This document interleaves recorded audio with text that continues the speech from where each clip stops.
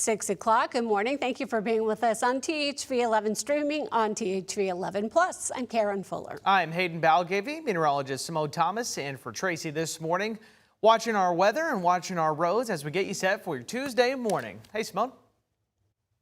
Good morning to Hayden and Karen and everybody waking up with us this morning. We got a lot of rainfall yesterday afternoon with those showers and thunderstorms developing across some of north central Arkansas, and they moved south and east through the state. Those highest totals coming out this morning in southeastern Arkansas, where you see some of those swaths of the oranges and reds. That's radar estimate of about 1.5 up to 2.5 inches that fell over the past 24 hours. Closer to home, some of these lighter oranges indicative of 1 to possibly 1.5, maybe even a few pockets closer to 2 inches. And of course, these blues generally less than 1 inch of rain that was picked up yesterday. Now, throughout the day, we'll have another opportunity for some afternoon showers and storms, but I think today's coverage will be a little more limited compared to what we saw yesterday.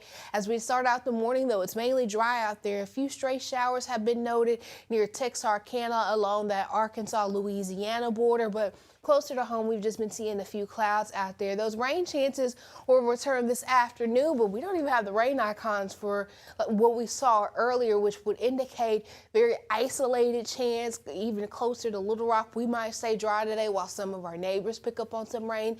But temperatures are looking to climb to the upper 80s and low 90s, and thanks to the humidity, it'll feel a little closer to 100 degrees. We'll talk more about the rest of the week in your 7-day outlook, so make sure you stick around. Happening today, the Pine Bluff City Council is expected to vote on whether to move the city's aquatic center from an independent department to a division of the Parks and Rec Department. The proposal comes after 2 separate incidents were reported at the center last month. One involving a disturbance with teenagers that resulted in several arrests. The other, as you've likely heard, involved a woman who was found unconscious in the whirlpool. The aquatic center was temporarily shut down during the investigation into her death before later reopening.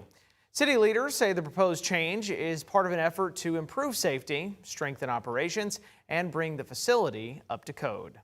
Now, the City Council is scheduled to take up that vote at 5:30 this evening, and our team will be monitoring the meeting to see what members decide. Also this morning, an Arkansas man has officially launched a new app designed to help people connect with their elected representatives and stay informed about government. Handy Dandy Voter went live on July 4th after founder Paul Cummings spent about 1.5 years developing it. The app lets users track legislation, compare candidates, and find their local, state, and federal representatives by simply entering their address. If it helps connect the citizens to their government, not just their representatives, but to their government, and allows the citizens to have a voice of how their life will be ran, it was worth it. Cummings says his goal is to make it easier for people to get involved in the civic process, and says he's excited to see that the app is finally available after months of work. New this morning, some Arkansas Medicaid recipients could soon see changes to their health coverage. Starting next year, Centene Corporation, the parent company of several Arkansas health insurance plans, will no longer participate in the state's Medicaid expansion program. The Arkansas Advocate reports about 1/3 of the more than 211,000 people enrolled in Our Home are currently covered by a Centene plan. DHS says those members will be moved to other eligible plans, and no action is required from beneficiaries right now. The agency says more details about open enrollment and next steps will be released in the coming weeks. Baptist Health Community Outreach is hosting free immunization clinics to help students prepare for the new school year. The Ready for School events will be held at locations across Central Arkansas through July and August, including August 1st at Southwest High School and August 10th at Baptist Health Community Outreach. Families should bring shot records, especially if vaccines were received outside of Arkansas.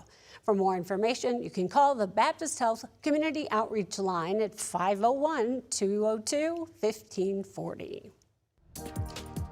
President Trump is marking the official launch of a new investment program for children in America. Trump accounts went live on July 4th, with more than 6 million accounts now opened, according to the Treasury Department. The IRA-style accounts are available to U.S. citizens under 18 with a Social Security number. Children born between 2025 and 2028 are eligible for a one-time $1,000 government contribution, while families, employers, and others can add money over time. Parents can open an account through the IRS, and an app will allow them to track investments. Between individual contributions and the seed funds, $800 million in new capital will be invested in the stock market for America's children this week. And I also think that we're going to be putting numbers in the budget, which will be really spectacular. When the children turn 18, the funds can be used without penalty for qualifying education expenses like education, a first home, or even starting a business. Some financial experts, however, raise concerns that the program could benefit families who can afford to contribute the most. 10 months after the deadly shooting of conservative activist Charlie Kirk, prosecutors are now laying out their case against the man accused of killing him. Tyler Robinson has not entered a plea in this case. CBS's Carter Evans has the very latest, including testimony from a police officer who witnessed the assassination. Charlie Kirk's widow, Erica, arrived at the preliminary hearing flanked by security. In court, she sat behind Tyler Robinson, the man accused of assassinating her husband at a Utah Valley University rally last September. First on the stand, former university police officer Christopher Bagley. What did you see and what did you hear? Kid asked him a question, and then I heard a shot fired. Bagley said he believed the shot came from the rooftop of a nearby building where he discovered a screwdriver and imprints in the gravel. At that moment, I realized, because it was direct line of sight, plus the disturbance in the gravel, where I could see somebody lay down in a sniper position. Tyler Robinson turned himself in the day after the shooting. Prosecutors say they have his DNA on the rifle, along with his text messages allegedly confessing to the murder.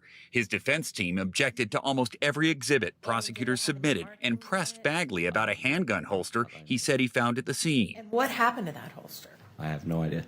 Did you ever take custody of it? Nope. Did you ever tell anyone else to take custody of it? Nope.